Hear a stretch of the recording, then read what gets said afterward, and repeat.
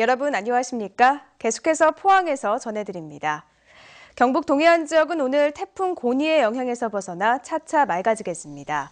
지금까지 포항 85.1, 경주 90.5, 영덕 89.5, 울진 105.2mm의 비가 내렸고 140mm의 비가 내린 울릉도에는 최고 20mm의 비가 더 내리겠습니다.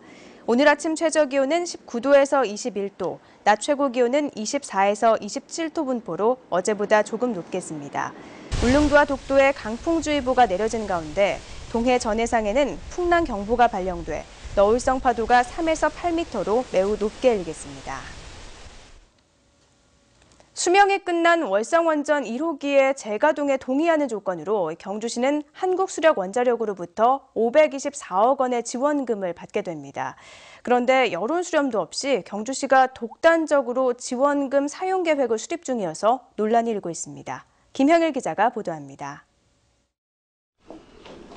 수명이 다한 월성원전 1호기의 재가동에 동의하는 조건으로 한수원은 경주시에 524억 원을 지원하기로 지난 6월 합의했습니다. 이 돈을 어디에 쓸 건지가 초미의 관심사인데 경주시가 벌써 독단적으로 사업 계획을 수립한 사실이 드러나 논란이 일고 있습니다. 사업 계획에 따르면 노인복지회관, 국립국악원 분원 부지 매입, 황성공원 사유지 매입, 도로 확장 공사 등 건당 50억에서 많게는 100억 원까지 집행할 계획입니다. 시의회와의 사전 협의나 공청회 등 여론 수렴 절차도 거치지 않았고 불과 2개월 정도 지나 사업을 결정해 졸속 계획이란 우려까지 나오고 있습니다. 어떤 경주 시민들의 안전을 답보로 해서 받은 돈 아니겠습니까?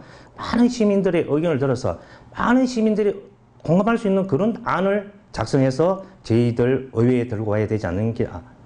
특히 계획 중인 대다수의 사업이 천편일률적인 선심성 사업이나 일반 회계로 시행해야 될 도로 개설 등의 사업이어서 원전 지원금의 사용처로 부적절하다는 지적도 제기되고 있습니다.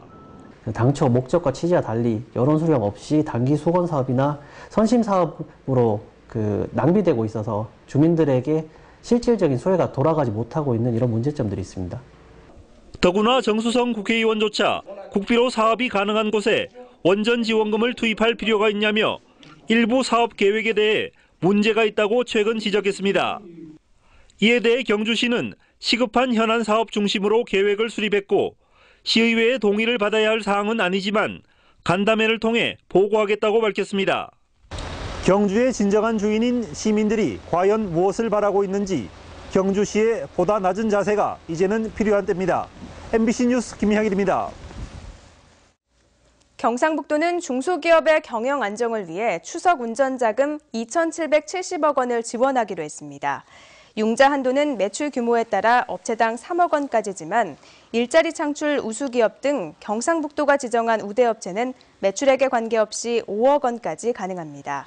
융자 조건은 1년 거치 약정 상환으로 시중 금융기관 대출이자의 3에서 5%를 1년간 도와 시군이 보전하는데 신청은 다음 달 8일까지 해당 시군 중소기업 지원부서에 하면 됩니다.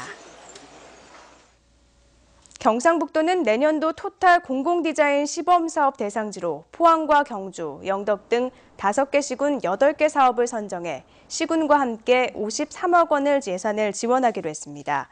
이에 따라 포항시는 남구 상대로에 벤치와 쉼터를 조성해 젊음과 개성이 넘치는 문화거리를 만들기로 했고 경주시는 노서동과 황성동 학교 주변의 유해 환경을 개선하며 영덕군은 영해면에 녹색거리를 조성하기로 했습니다.